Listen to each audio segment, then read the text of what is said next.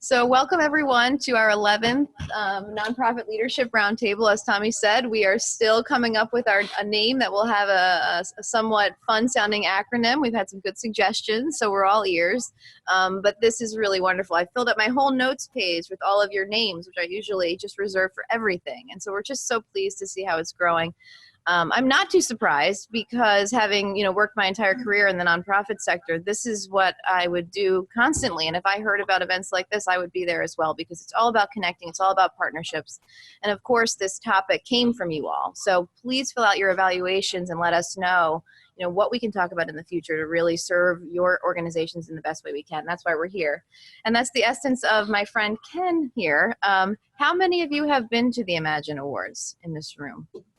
Not enough. So I have to start out by just saying that, Ken's company, Cerini Associates, has committed itself to serving the nonprofit sector. And when I heard that the Imagine Awards was like the Academy Awards of nonprofits, I said, what are you talking about? What does that even mean? And then I attended the event. And I saw, the great work and the videos that every organization who is honored receives, and just the great networking and bringing together of the community and how dedicated Ken is to the sector. And so Frank and I have been just so lucky to have been partnering with Ken pretty much from the very first months of our business starting 3 years ago. And it's been absolutely wonderful to be able to serve so many nonprofits in partnership with Ken. Thank you. So we've been wanting to get Ken to the table. Ken's very busy, so this is my Ask Me Anything moment with Ken. If anybody follows Reddit, the Ask Me Anything blogs that they post all the time. Do you listen to those, Ken? No, I don't. Sorry. It's AMA. It's one of those, you can ask someone anything. And today, since our topic is strategic partnerships and so on, no one better than Ken. Well, I'm interested in A, B, and C. I'd like to learn about all three of them. That's what I'd like to learn about today. Well, if you guys can share, please. I found it interesting that C wasn't chosen. Twice. Only twice. Right. And, I think it's just because we're all so stretched and we're all at such capacity. And to even consider going down the path of a merger and acquisition requires resources, requires extreme due diligence. But I think it's something that we all should be aware of. And so we're still going to talk about it today because I don't think it's talked about enough. And I think there are so many like-minded organizations that can benefit from partnerships in so many different ways. And an acquisition is a wonderful opportunity for growth for both businesses and nonprofits. And so we really want to shine a light on that in this session today as well. But let's start with Ken. So Ken, tell us your story. I think everybody knows you, but I think you've told me before that you started Cerini Associates in your garage. And then how did you end up focusing on the nonprofit sector? I did. I started Cerini Associates in my garage 26 years ago. We had a detached garage that we built into an office space. And when I first left school, I wasn't thinking that I'd be a nonprofit specialist or that I'd be working in the nonprofit world. I took a job and spent 7 years at Ernst Young. And one of the things that I learned at Ernst Young, working with public companies, private companies, and healthcare providers, most of which were hospitals and nonprofit organizations, I actually liked the nonprofit organizations much more.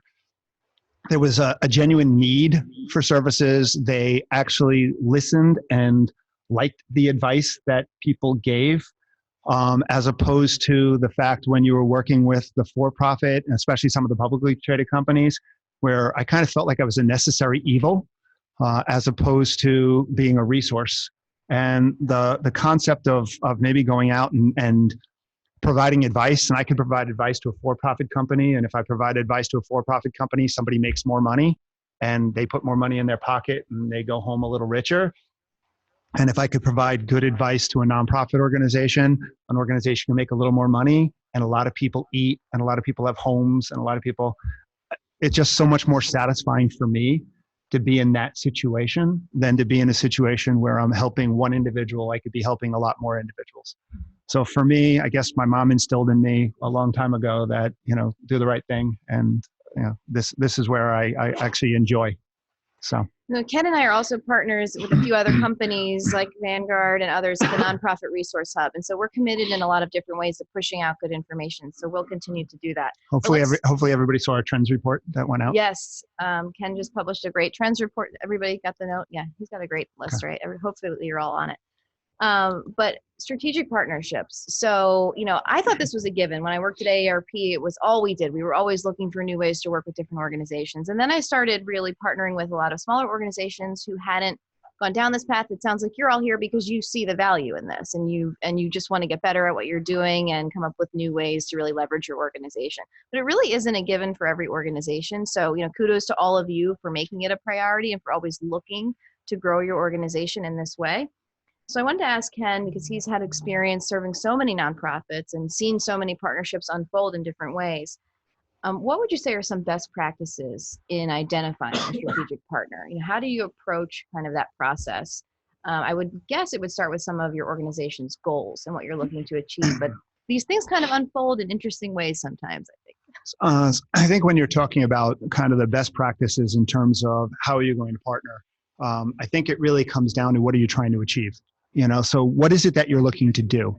Because from a partnership perspective, you can partner with nonprofit organizations, you can partner with for-profit organizations, you can partner with government. So there are many paths that you can go down in terms of how you're going to partner. And when you're looking at, what that partnership is going to look like, what is it that you're trying to accomplish? So are you trying to expand your mission? Are you trying to create a broader base of individuals that you're serving? Are you trying to pull in resources? So there's many different things that you could be looking at in terms of why you're trying to do this. So once you understand why or what you're trying to accomplish, then the partnership becomes a lot easier, because then you can pinpoint who you're going to go and talk to. For instance, if you're looking to, we'll use the diaper, Allied diaper. I mean, if you're looking to partner from a diaper perspective, what are you trying to do? Okay, am I trying to just push diapers out into the field? Am I looking for another revenue stream for my organization? Is someone going to fund the diapers? So you have to ask yourself all of those types of questions. And then once you understand, okay, no, I'm getting the diapers in, I'm not looking for anybody to pay for the diapers. All right, so now it's which of the organizations, where's the low income areas, which of the organizations am I going after, and then do a bunch of research. Things like, Mama's House out there, is a great organization for you to kind of connect with. And so, and then talk to people in the industry. There are a lot of different trade associations that you can belong to. You've got the Health and Welfare Council of Long Island. You've got so many different trade associations, the Interagency Council if you're working with the DD population or the education population. So, kind of get involved in some of those trade associations where you can meet other people. Rooms like this, where you can get into a room like this, or the Imagine Awards, or any place where nonprofit organizations congregate, take that as an opportunity to network. I find that a lot of organizations are focused on networking with the business community to try to bring in money. But again, if that's what your goal is, then that's great. But a lot of times with these collaborations that you're looking to do, the collaboration is going to be with another nonprofit organization. So you also have to take the time from a development and growth perspective to kind of collaborate with the nonprofit sector. Mm-hmm.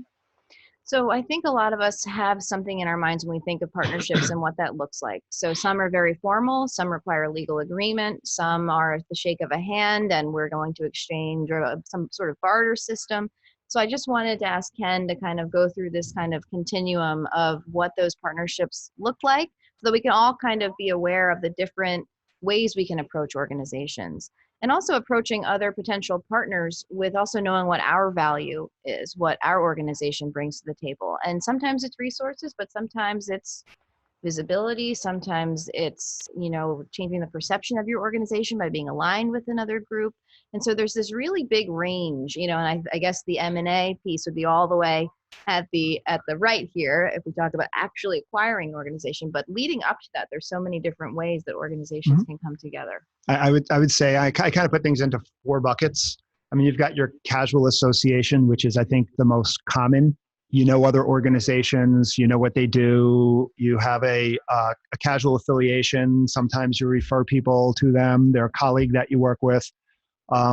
You can go to them. They provide you with supplies or whatever. It's kind of a casual thing. There's no formal agreements in place. I think that's probably the most typical thing that you find. Then I think you go into joint services. And anytime you get into a place where you're going to be providing any type of joint services, I recommend that there be some sort of legal document in play, because it's really important to understand responsibilities, who's responsible for what within that joint service agreement. So a joint service could be where two organizations come together and they say, okay, we're going to either develop a program together, and our responsibility under this program is X and your responsibility under the program is Y. It could be a linkage agreement where there's a continuum of services. So I'm going to provide services from A to B, and then once I get to B, you're going to provide services from B to C. But anytime you're dealing with one of these joint service arrangements, there really should be a contract in place. It becomes more legal. Third type would be shared services. A lot of that comes in the form of back office responsibilities. An organization that's done a good job of that is an organization like Free. If any of you guys know Free, Free has affiliated with a bunch of different organizations where they provide the full back office responsibilities for those offices. So they'll provide the accounting, they'll provide the IT, they'll provide even executive director and executive management type services for those organizations. So those organizations can really focus on the programmatic aspects of what they do. They have their own boards. They're still independent organizations, quasi-independent organizations. But that would be a third one. And then the final one would be that formal merger acquisition. I'm going to actually cross out the word acquisition and we're going to call it merger. And the reason I'm going to cross out the word acquisition, in the world of nonprofit, there really is no such thing as an acquisition. No one owns a nonprofit organization. So acquisition is kind of a business term as opposed to a nonprofit term. So really it's a merger. And mergers are much more formal. There's a lot more steps you have to jump through and a lot more hoops you have to jump through. One thing I do want to say, how many of you guys in here are baseball fans? A few of you. Sorry, not enough. One of the things that happens in July of every year is you reach the trade deadline in baseball. And teams are trying to decide, are they going to make a playoff push to make it to the playoffs, or are they pretty much feel like they're out of the playoffs? Believe me, there's a reason behind this.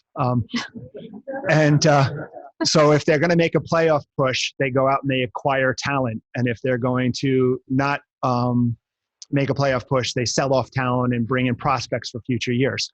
The reason I bring that up is every team goes through that thought process and every team goes through that conversation around July of each year. Are we a buyer or a seller? I firmly believe that every nonprofit organization at some point in time in their life cycle should also be going through that conversation at the board level, and that should be something that's discussed at the board level through strategic planning and everything else. Am I a buyer or am I a seller? I've seen too many organizations that held on with their fingertips too long, and they kind of got to a point where they could no longer be a buyer or a seller. They were just history. And that's not really where organizations should be. So organizations really need to kind of look at themselves on a regular basis and say, where are we in our life cycle? Where are we in terms of our ability to provide services? And if you think about where, actually, I was just getting into that groove. It's okay. If you think about from an organization perspective, there's a lot more outside pressure today in terms of organizations and what forcing organizations to think more about this whole collaboration and partnership sort of thing. I mean, you got limitations on administrative spending that's happening right now in the marketplace through EO 38. Anybody who's in the OPWD world or the OASS world, there's some new regulations that just got pushed out that said you can't spend more than 15%. There's competition for resources. How many of you guys are out there hitting the same people for money? So there's all this competition. There seems to be less money in the field and more organizations asking, because as government has backed out of funding, organizations have had to kind of step in and get into the fundraising world that they've never been in before. You've got movement to managed care. So anybody who's in that managed care world, there's an expectation that there's going to be some mergers that are happening within your industry, because if you're going to negotiate effectively with managed care companies, you have to be at a certain size. You've got funding requirements. There's a lot of new contracts that are coming out that are performance-based contracts. And some of the government funders are requiring that collaboration and the sharing of resources. They're requiring a broader base of services that are provided that maybe your organization doesn't do on its own, and it's going to kind of force you to partner with someone else. The whole increasing continuum of care and making sure that from a service perspective, it's not good enough to just do A, B, and C anymore. Especially in the managed care world, they're expecting A through F to be provided. And if you can't provide A through F, you're not really needed within the continuum. Lack of expertise or resources. You've got a talent drain out there. There's a shortage of good, talented staff out there. There's a shortage of board members out there. And if you're going to try to bring on good talent and good board members, you're all competing. And Michael already said that he's done. He's already got his 3, and so he's out. For sure, Michael's unavailable. Economies of scale. Organizations need to continue to get larger in today's marketplace. A lot of the funding sources have made it pretty clear that they expect mergers to take place and the field to shrink because they don't want to be paying for the extra layers of administrative costs. So they really want to ensure that those administrative costs are handled. Better horizontal and vertical integration. We talked a little bit about that. Sharing of common services, which we talked a little bit about. And then again, a shrinking rate structure. No one's paying what they used to pay. So there's going to be some level of fallout that happens within this marketplace. I'm sorry to say that, but it's just the nature of the beast. There's going to be fallout. And you really want to approach the marketplace from a position of strength and not from a position of weakness. There's an organization that recently had a situation. Anybody who works in the OPWD world, Medicaid Service Coordination used to be one of the places within the OPWD world where you could actually make money. They got rid of it. It no longer exists because if you can make money, they don't like it. So yeah, anybody who was big in MSC and generated a lot of revenue from Medicaid Service Coordination, and now they're seeing that revenue is gone. You got to start looking at your operations and saying, what are we going to replace it with? And if there's nothing that we're going to replace it with, and now we're going to go into a series of rate burn, where we're going to be eating up our resources, you really got to start thinking now, am I a seller? And I'm sorry to say that, but you really got to start thinking, am I a seller? So it really is, and it's something that organizations really need to start looking at. And I know that only 2 people said they were interested in merger and acquisition, and I'm not trying to kind of force people down that merger and acquisition path. But again, it's something that should come up in strategic planning. It's something that should be discussed at board meetings in terms of really just understanding, what do my operations look like? Where am I going from an organization perspective? Am I strong enough to make it on my own? Would we be more effective, and could we provide better service if we came together with another organization? And the results could be tremendous by bringing several organizations together. Sorry, wow. I know that was a long Ken only covered about 50 different topics during that answer, which was so valuable. Thank you, Ken. It's interesting. I have mixed feelings when business people say, well, nonprofits really need to look toward, coordinating efforts because, Frank and I recently worked with a fellow consultant who said, no one's telling small businesses they have to, coordinate and get together and do all of this. And I find it to be it's really not fair. It's unfortunately kind of based on all the regulations, the expectations, and really what we all sign up for when we take grants, particularly from government, that we kind of have to really evaluate. So, but I think, again, I was going to say, I think the difference is in the small business world, first of all, a lot of small businesses fail. I mean, that's just the nature of the beast. So a lot of small businesses fail. The goal here is that we really don't want nonprofit organizations to fail. So organizations on the small business side that can't make it kind of go out of business. Organizations on the nonprofit side, again, some of them go out of business too. But the reality is, if I've got a great service and I'm providing great things for the community, you want that service to continue. And if you can keep that as part of a program of another organization, that's great. I mean, one of the things that we find out there is that even today, so many organizations or people say, I want to start up a nonprofit organization. We get a lot of people come to us and say, I want to set up a nonprofit organization. And I ask them what they're looking to do, what they're looking to accomplish. And then I give them about 10 organizations that do what they want to do already. And I say, instead of starting up a new organization, why don't you become part of or work with one of these other organizations? Because we don't need more competition. We don't need more organizations popping out there with repetitive type services. So the goal really is, there are a lot of organizations out there that really fit well together. And if you can find ways to strategic partner or merge or whatever, I mean, I think the more that we can get those synergies working together, the better off the whole sector is going to be. Absolutely. And I think we get that a lot at these meetings. We hear, oh, you do that as well. I'm also working on that, but in a slightly different way. So how can we kind of coordinate? That's really what we want to do with these sessions. And so you talked about trade associations. I know I've been on many coalitions as well, those types of groups. Do you have other advice on how to kind of get a sense of what the lay of the land is for your organization in terms of the like-minded mission kind of collaboration? Because that's one sort of strategy. I think, when you're looking at how you can go about it, obviously the coalitions are the best. And those are the best because you already have a room of people who are doing what you do. So if you're looking to collaborate with other people that are within your specific small, people say, oh, the nonprofit sector. Well, nobody ever says the for-profit sector. Hey, where do you work? I work in the for-profit sector. No, so I don't really look at, you have to kind of think about what part of that nonprofit sector you're in. So, when you think about, that nonprofit sector, there's so many trade associations. One thing I would suggest is, if you're not already part of it, get involved in trade associations. But then also some of the umbrella organizations, you've got, AFP, Association of Fundraising Professionals. I know that's a development organization, but I get to meet a lot of good people within those organizations. And I think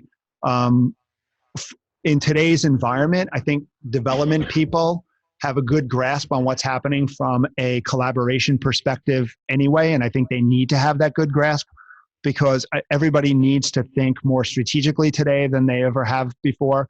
They have to think more creatively than they've had to in the past. It's not about raising money, it's raising awareness, it's raising contacts, it's raising all of those things. So I think that's part of it too, is those types of organizations. There's so much information online that you can do a tremendous level of research today and find organizations and find out what organizations do.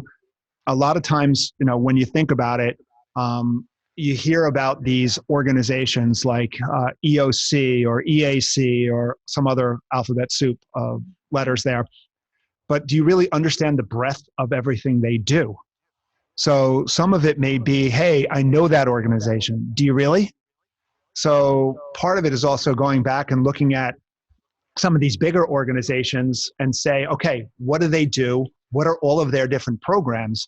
Because maybe from a collaboration perspective, even if I'm a small organization, from a collaboration perspective, there's a program within what one of these larger organizations do that's a really good fit for what we do. So it's not always about, trying to find other smaller organizations, or it's hard to put some of these organizations in one bucket. They live across, 27 buckets. So, again, you may align well with them on one or two of the programs that they do. And it's something, again, you should be looking at and talking to. So again, from a collaboration or partnership or whatever, look at some of the larger organizations. The other hard part about it is here on Long Island, I don't know, if you ask somebody, you'll get different numbers. Last I heard, there's maybe 3,500 nonprofit organizations. At least that's the lie I always tell. I don't know what you keep saying it. I don't know. Yeah, I've convinced myself there are 3,500 nonprofits on Long Island. How many there really are, I'm not exactly sure. And if you go to New York City, I'm sure there's probably 3 times that. 35,000? 35,000. So 10 times that. 600,000 employees, $33.6 billion. Tommy, I actually just thought you were a pretty face, but you actually have knowledge too.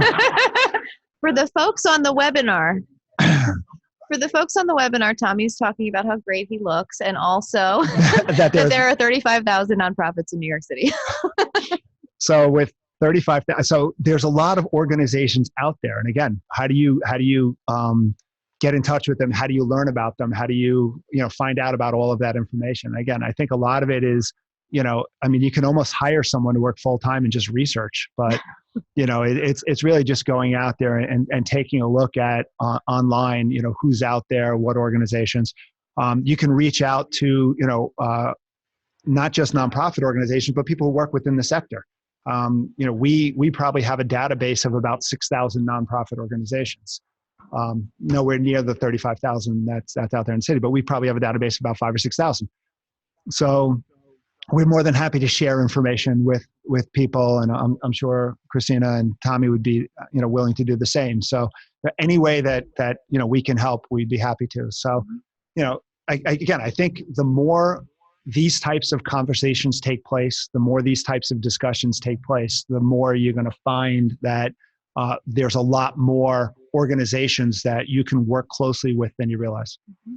I just want to underscore something that Ken said a couple times in terms of goal setting for your organizations. It's so important. When you know where you're going, you can really kind of zero in on the types of partnerships you're looking for. And it's not just kind of meandering around meeting people and saying, oh, that could be it, which is good too, because you always want to talk to people and have conversations and you never know what's going to come out of them. But when you do have your 1, 2, and 3 year goals set, which is something my partner and I kind of preach about all the time, you kind of have a better sense of what partnerships could really add value to your organization. It really helps you kind of focus.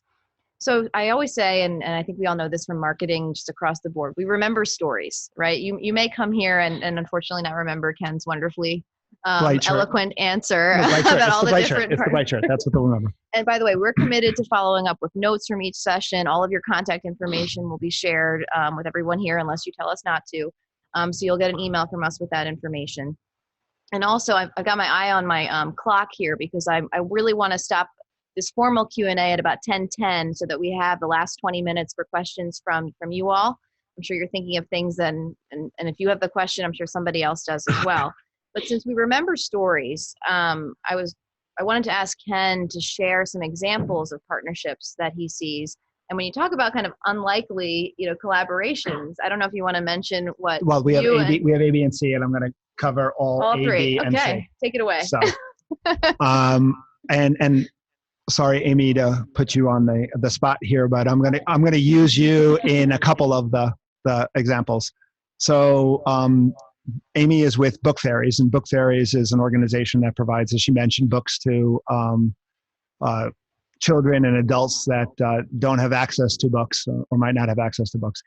And I think Tommy mentioned it also, but from a Book Fairies perspective, on the adult side, Amy focuses a lot of attention on working with some of the shelters and Interfaith Nutrition Network and some of those. So she's collaborated with them to not only where individuals have a need for food, she can bring them books. She's collaborated with some of the prison systems where she's been able to bring books to the prison system and everything else. So she's going out there and looking for where is there a void of books, and she's pushing the books to where there's a void. So again, I think that's, looking at it from a strategic partnership from a nonprofit to nonprofit perspective. I just want to jump in. Amy's newsletter, I don't know if any of you receive it. She keeps a tally of all the organizations that they work with. It's in the hundreds.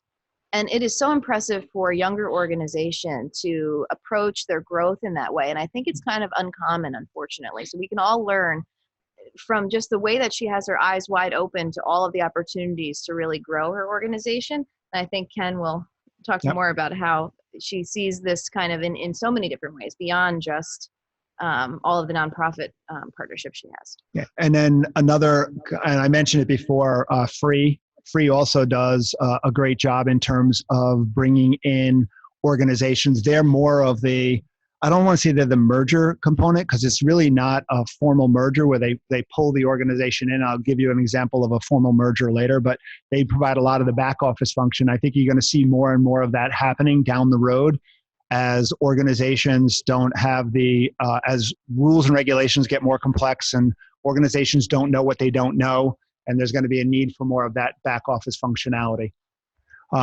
Going to the public-private partnership, I'm going to use Amy again from that perspective. Amy is pretty smart on how she approaches certain things. So Amy handed me a book. She has the book there. Hold it up. Right. Best book ever. Highly recommended. Purpose Incorporated. It's by John Wood, who founded Room to Read. So Purpose Incorporated is the book. And Amy handed me that book knowing, first of all, she had pre-identified us as a potential partner for her organization, knowing that our firm education is extremely important to us. It's what we preach on a regular basis, that we are here to educate the nonprofit sector. We're here to educate. So she identified us as a partner. So she handed me the book and told me to go ahead and read this book. She said that I might find it very interesting in terms of working with the nonprofit sector, knowing that after I was done reading the book, what happened would actually happen. So I read the book, got through the book, and I said, this is really an awesome idea. It's all about the nonprofit and for-profit organizations partnering together, coming up with ways to work strategically. And I've preached in some of people have heard me talk in the past, a lot of organizations have golf outings, right? And when they have these golf outings, they say, hey, who wants to take a $10,000 sponsorship at my golf outing? I don't golf. I hate the game. I think it's a waste of space. I think it's a waste of time. So for me, yeah, I'll take a T sign because I have to, but I'm not going to take a $10,000 sponsorship. So I've always said, what you need to do is you need to sit down with organizations and with your business partners, and find out what makes them tick, and find out how you can partner effectively with them, so that at the end of the day, you're in a situation where they're getting something from the relationship and you're getting something from the relationship, which is exactly what the book is about. So her having heard me say this, her knowing that I'm into education, she handed me the book, and now She reeled you right in. I knew it was happening. It wasn't that I didn't know it was happening. He says that now. I knew it was happening. So we're in a situation now where we have a partnership. So for every billable hour that we have as a firm, we put a book in the hands of a child. So those are the types of relationships that you guys, from a public-private partnership, your B there, those are the types of relationships you want to try to create. It's about understanding what drives your business partners. It's about asking questions. It's about finding out what makes them tick. All right, what's built into their DNA. And then trying to find a way to match your organization to what's happening within their business. And I think we both benefit from the relationship that exists.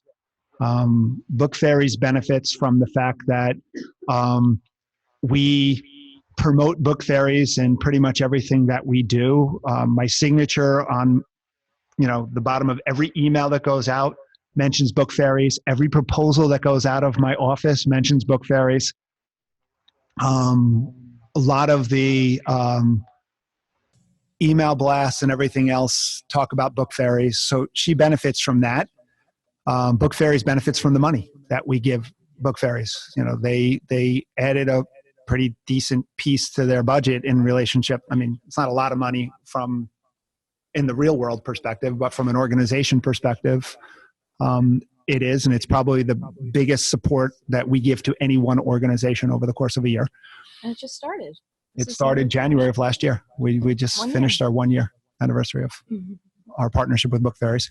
And we benefit because we have a strategic alliance where, we can promote that strategic alliance to our clients. And our clients know that we put our money where our mouth is, and our clients understand that if we provide the same service as somebody else and they hire us, not only are they getting the top service, but they're also making a difference in the lives of children.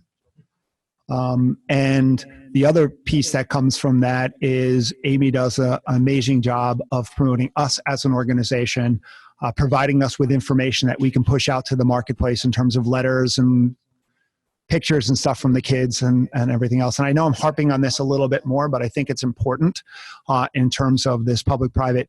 I think if you can find something tangible within your organization and try to work with people and the business community in terms of that tangible where they can feel it and get involved, touch it and everything else, I think that's makes a really, really big difference. How many of your contributors you think really are connected to your dinner? You know what I'm saying? I mean, how many of them are like, oh, wow, I'm sponsoring a dinner. We get excited about the fact that we're putting books in the hands of children. There's a big difference between giving, $5,000 to sponsor a dinner, one night food that most of the time I don't even want to go to, or putting hands in the book of a child, or putting diapers in the, So if you can make it tangible, and I'll give you one last thing before I move into the merger piece. How many of you guys watch reality? Some of those reality shows, the American Idol and any of those other stupid singing shows? Okay. Nobody wants to admit it. Okay. What do they do as part of that show? They give you the backstories of the people. Why do they give you the backstories of the people? To pull you in, to make you feel like you're part of them and you can get behind them much better. Oh, I still remember the Carrie Underwood one from years ago. Yeah. So you want to try to do the same thing. Okay. You want to try to connect your donors to your organization. And that's when you get really good public-private partnerships, is when you get both the private company and the nonprofit organization both aligned in their thought process. And I think that's kind of the important part of it here. And that's something that I don't think organizations do an effective job of. Sorry. I want to add that this could sound overwhelming to a lot of organizations with limited staffs, but keep in mind when you find the right partner, Ken has people on his team that take ownership of this and make sure this partnership is followed through on. So if you find the right partner, you can formalize an amazing relationship that works for you. And it can feel intimidating at first, but you can always find something that you can come with. And Tommy, just one second, Tommy. Amy, how many staff do you have right now? Well, before the one that just got hired. 1.5. There you So you're talking 1.5. So we're not talking a very, very large organization. So this works for thousands, but 1.5 to make this kind of thing work. One of the things that Ken had said, which really kind of impacted me, is that his organization needed to feel that they were a piece of something. And so you could take, let's say, $5,000 and take that $5,000 and put it toward one dinner, and the employees really get no benefit out of that, and they don't feel aligned or part of the mission, so they don't push the mission. And you could do that once a year, or you could take that same $5,000, spread it out across the entire year, and the employees are now a part of that mission as well, and they live it and breathe it every day. And that makes it more impactful because the employees want to feel like they're working towards something good as well. So this book really talks about how to sell it to an organization. Well, one of the things that we also did is we brought Amy in during our staff meeting so Amy could talk to our staff and explain what's happening, where the money's going, the impact that it's having on the kids. Again, to give that backstory to all of the staff so they all feel like they're part of something. Mm-hmm. Tommy, you had a question? We did an event, a handful of us in the group, maybe last year about this time, out of Melville. And I said to you, Ken, I said, it's not really supposed to be quid pro quo, right? And you go, no, Tommy, actually, it is supposed to be quid pro quo. Because I thought, well, look, we're the big, wealthy, for-profit organizations, we're just supposed to write checks. And you corrected me and said, no, there has to be value for both parties. So what I'm hearing is it's a mindset, it's a paradigm shift that you have to look at this as okay, maybe it's a little more work, maybe I need to do more research, but now with an alliance that you guys, as an example, have established, it's ingrained in the DNA of Cerini Associates, right? It's what your people talk about. In fact, it's been, I chuckle that you've been in the staff meetings, but that's appropriate. That's like exactly what should happen. But gone, I guess, are the days, like you say, $10,000 to put my company's name up on a banner, because what did I get out of that? Maybe write off, but where was the opportunity for me to maybe increase my business? So to summarize, so Tommy's talking about the fact that there's a need for quid pro quo where the for-profit and the nonprofit both benefit. And again, I think that's right. I think businesses are more interested today in terms of if they're going to make a difference and there's going to be social impact involved, they want to know what that impact is going to be. They want to be involved in that impact, and they want there to be some level of benefit. And when we talk about level of benefit, it doesn't necessarily mean increased sales. It could mean increased sales in terms of, like, again, we put in the proposal, as I said, that we have this partnership, which is a differentiating factor for us, but it's also attracting staff. You know, the young staff, they want to know they're part of something. They want to know they're in a environment where people care. You know, the millennials and stuff are more service oriented than, you know, the previous generations. So if you can provide your staff an environment where they feel that you're making a difference and they feel that they're making a difference in terms of being there, it's going to have a profound impact too. That's a built-in talking point for any nonprofit organization to approach a business. Mm-hmm. You know, the perception really does matter, and it's more than just perception now for this new generation that's considering where to contribute and how to spend their time volunteering. And even in some of the other public-private partnerships, how many of you guys like Ben & Jerry's ice cream? How many of you are big fans of the fudge brownie, Ben & Jerry's fudge brownie? You know, all the brownies that are in the fudge brownie ice cream are made by a nonprofit organization, right? Greystone Bakery. Yeah. So, I mean, there's a lot more of that now happening too, in terms of organizations who are out there developing business structures and then working with the for-profit community in terms of business structures. Mm-hmm. So, go ahead. Awesome. So to reiterate, for the people who are listening to the webinar, Heather Edwards from the Allied Foundation is mentioning that she is part of a coalition specifically around breastfeeding, where there's a value add and inserting their coalition efforts into the corporate sector, into specifically areas of HR and other parts of different companies. And so it's opening them up to a variety of different ways to leverage their mission. Now let's talk about I was just going to say one last thing, mergers. Yeah. Yep. How many of you guys have heard of the Safe Center? So if you want to talk about a merger that was done effectively and done well, Safe Center is the Nassau County Coalition Against Domestic Violence and the Coalition Against Child Abuse and Neglect. The two organizations were two pretty much similar sized organizations who came together. They started off the relationship in a rental relationship, sharing space, because they felt that there really wasn't any other places where you had domestic violence and child abuse together. And they picked a space that they were able to work with the Nassau County Police. So it was an ideal space. And from that, the two organizations came together and formed the Safe Center, which was a kind of a model of this type of affiliation. Two boards, two nonprofit organizations, two executive directors coming together. They had to deal with cultural issues. They had to deal with a bunch of different issues. And at the end of the day, you now have an organization that, brought two great Long Island organizations together to form one even better organization. And I think some of that comes down to, having the ability to pick your partners.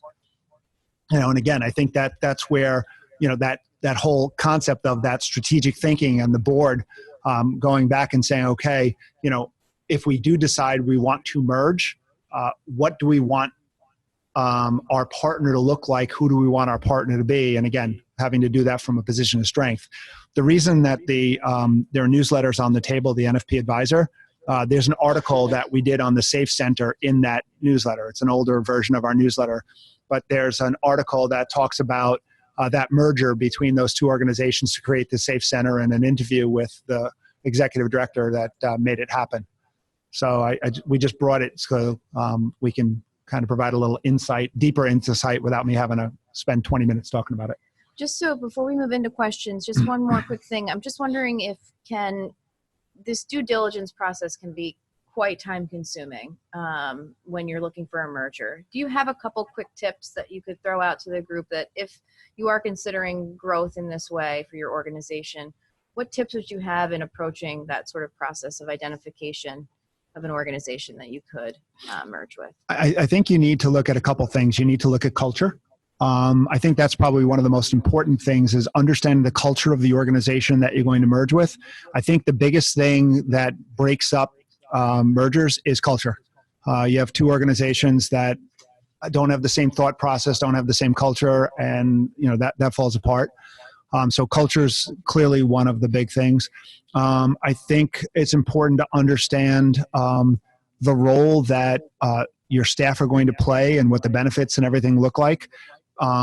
Because again, if I bring organization A and organization B together, and I've got two executive directors both with high egos, or boards with high egos, it's not going to come together. It's just not going to happen. So that's important. I think you need to look at, like any relationship, when you get married, the two people coming together in a marriage, 1 + 1 should not equal 2. 1 + 1 should equal 3 or 4 or something more than that. I think the same thing happens when you got two organizations coming together in a marriage. I think 1 + 1 has to equal more than 2. So if you're not going to be in a situation where there's going to be real benefit derived, and I think you need to go through that process to understand what that benefit is. Is it a benefit in terms of the continuum of service that's going to be provided? Is the benefit going to be a shrinkage of cost? Is the benefit going to be the ability to provide more service? What is the benefit, and what are you trying to accomplish?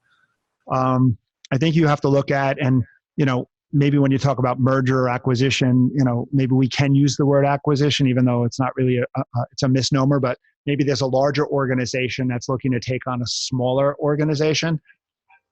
And when you're looking at that, those strategic placements or those strategic mergers of the smaller organizations, again, it's looking at what services do we provide, what services do we need within our organization. So if I look at having an organization that does A, B, and C, and then I've been looking at it and say, well, yeah, but there's all of these ancillary things that fit into our mission that might be good for us to be doing also. We can start up our own program that does that, but there's costs associated with starting up a program, or maybe we could take over a small program that does that and then have the ability to reach out. So I think you have to have board buy-in. You have to go through the process of identifying what your needs are. You have to identify who out in the marketplace will fit those needs. You have to look at the culture of who you're looking to bring on and see if that culture is a good fit and whether they'll fit well into your organization. You have to understand the impact it's going to have on contracts, grants, funding, and everything else, because I may not be able to transfer contracts. And if I can't transfer government contracts, it may not be worth bringing that organization on either. So you got to look at those types of things. And then you have to understand at the end of the day, especially if I'm the smaller organization coming in, maybe there needs to be a way that I can unwind this if it doesn't work out. I don't know if you always want to go into something thinking, hey, if this doesn't work out, I want to be able to unwind it. But I think there needs to be a way that, after a set period of time, if it doesn't work, there's a way to kind of pull the string and kind of parachute out. So. Great tips. All right, so we're at 10:17. Sorry, a couple minutes behind my target of 10:10. That was Tommy. He just I can blame Tommy for that. He's not in the room, so we can say whatever we want. So questions, yes. Beth first. So the question was that the organization does a lot of work in schools. How do you break the barrier with schools? Schools are tough because they have budgets, they have set ways of doing things.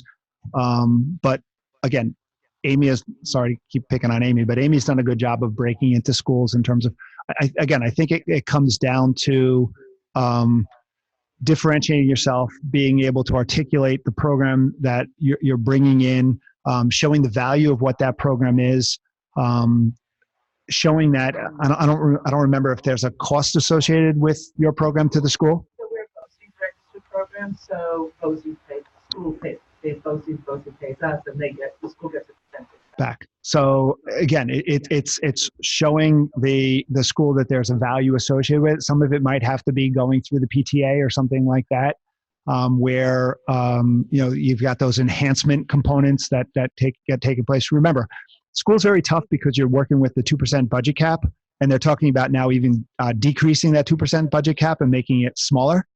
So, working with the school, if there's an added price tag associated with it, it becomes a little difficult. So again, I think you need to look towards, there's school districts like South Huntington and stuff who have set up nonprofit arms. And maybe part of it is also approaching the school in a two-pronged way. Hey, let's set up a nonprofit organization within your school district to give you more resources to be able to pay, and then we can be covered under that nonprofit fundraising component of it. How many? What am I doing April 3rd? Where did you want me? Great example of an organization capitalizing on their moment to make Ken do something. I'm pretty easy. Just ask my wife.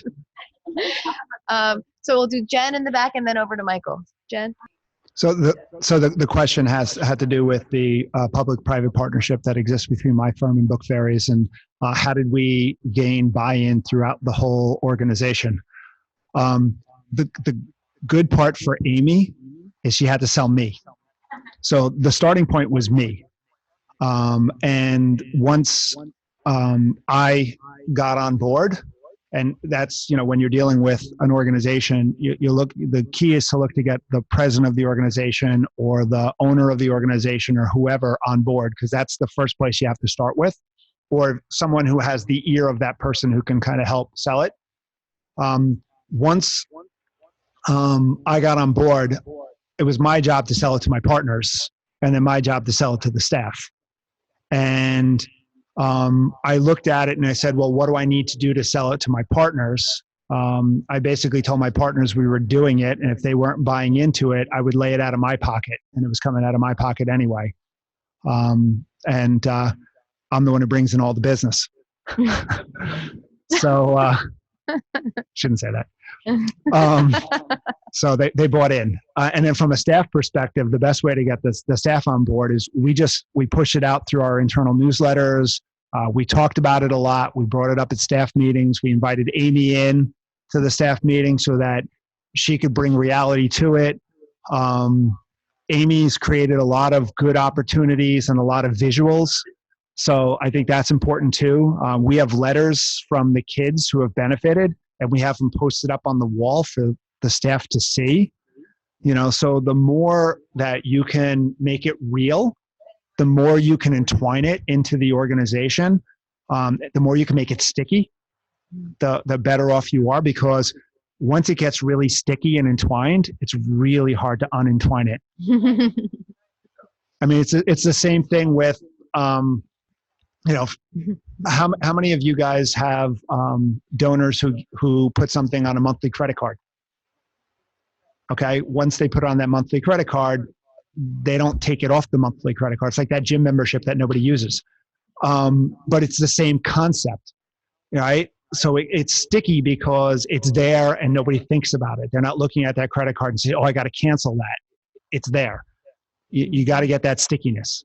It's a great question, though, because not every leader of a company is Ken, right? And sometimes we as nonprofits are going to have to go in and say, look, here are the 5 ways you can create this culture of partnership with us, and here's our value, and have to really kind of be taking the lead on that. Whereas in this instance, I think you both had this in mind. You both had great ideas, and Ken was so passionate about this that he was able to drive it through, which is somewhat unique. I was going to say, but I think also, if you go back and look at some of the donors who have supported your organization, go back and look at some of the vendors that you're working with, go back and look at who you would traditionally go to from a fundraising perspective, and then approach them and find out what about your organization motivates them, what about your organization has kept them involved with your organization, what would they like to see more of within your organization, how can you do more to help promote them as a business and everything else. Start asking questions that nobody's ever asked them before, and they'll start to see this. When I first met Book Fairies through the Imagine Awards, I threw their application on my no pile. I was not interested in the organization. I could not understand why anybody would elevate the organization to a potential finalist. Sorry. And then, no, I'm serious. And then Amy invited me in to see her operations. And that's where I got to meet Amy, and I got to see who Amy was and the passion that existed behind Amy. And I got to see the organization, what the organization does. You know, so you gotta get people, you gotta draw those people in, you gotta pull them in, you gotta show them, you gotta, I was converted. I was not a, yeah.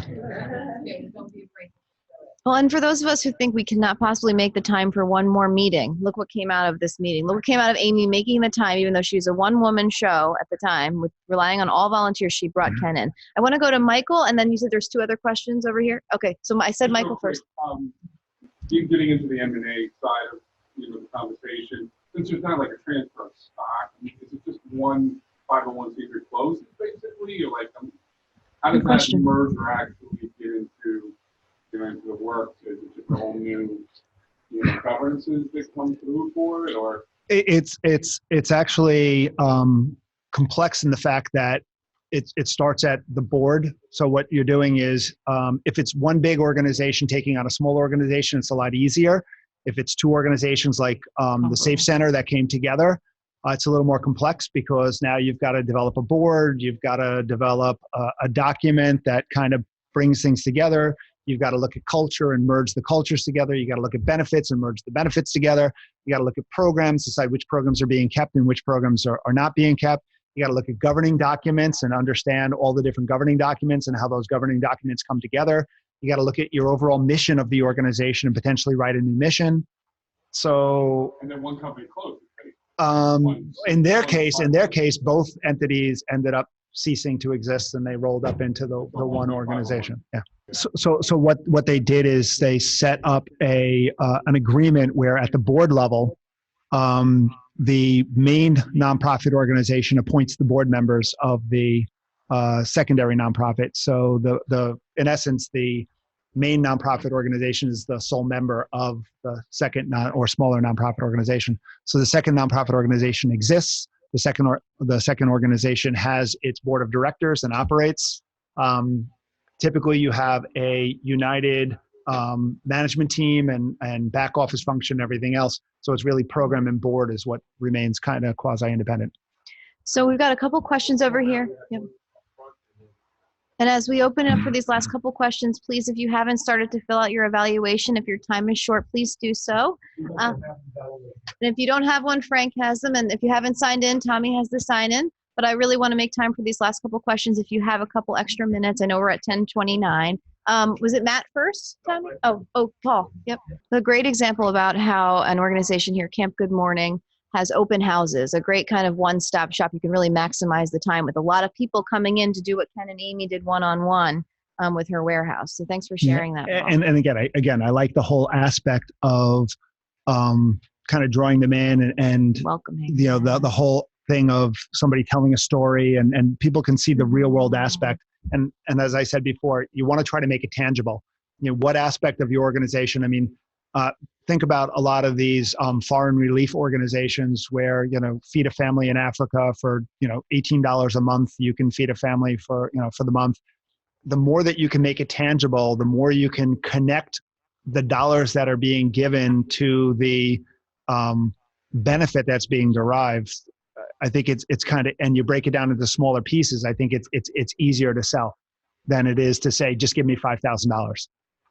Mm-hmm. Oh, Matt first. I was just going to comment on the organization that's built a lot of different partnerships, different entities. Question always, I would say, is understanding why and the culture that organization is trying to cultivate. Success when you guys create the partnerships, and the other thing is understanding who your donors are. So you the best example. I got introduced to a mental health clinic, went out with ED, toured the facility, went home, talked to my wife. She's like, okay, it was very interesting. ED then comes back and asks me to come to one of the galas. Why did he ask? And great, I'll come. He goes, but I really want you to bring your wife. Why did you want me to bring my wife? My wife happens to be a clinical psychologist. It deals with adolescent depression and suicide. All of a sudden, after coming to this thing, one of the people got up and talked. She's like, I love him. I love what this person's doing. I love this organization. This is what I want to do. So now, whether I want to or not,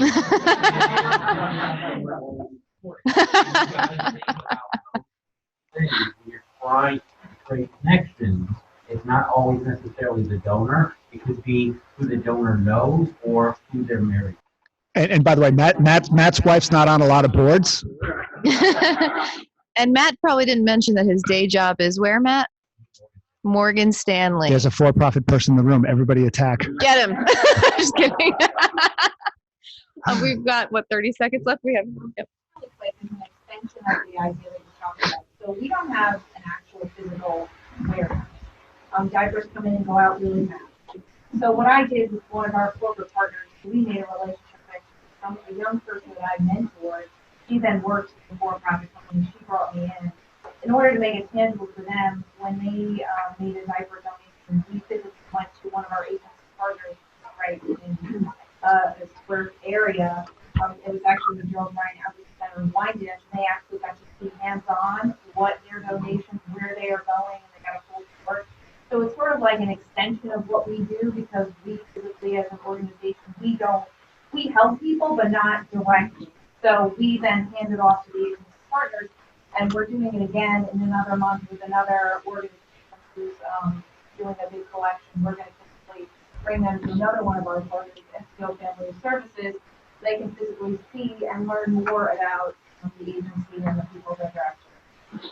Wonderful example. Not having space, but creating. Yep. Absolutely. And when you're looking for those public-private partnerships, and I'm drawing a blank on the name of the public company, but everybody knows Randy Dresner, right? So Island Harvest. Yep. Sorry. So Randy was able to hook up with an individual whose company produces the gloves for like salads, and so they sell cases of gloves, and they have a very similar arrangement that we have with Book Fairies, in that every case of product they sell, they provide the funding for a meal through Island Harvest.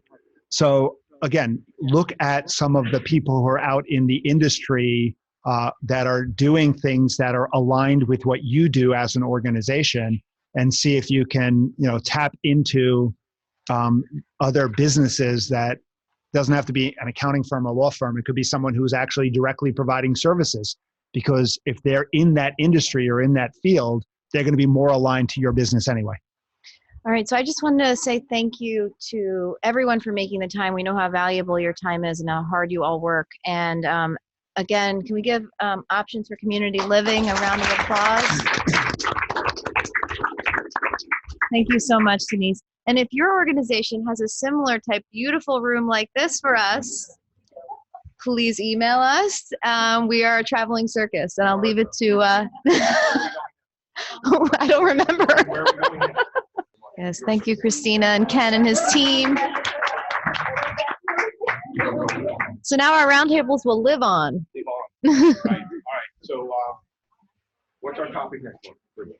So our topic next month, I think it's in mid-February. We'll send you all the information. Dorian Stern is a development professional, and she's going to be talking about how to really leverage that relationship with your board of directors, how you can guide your staff, how you can develop those relationships and really make the most out of your board.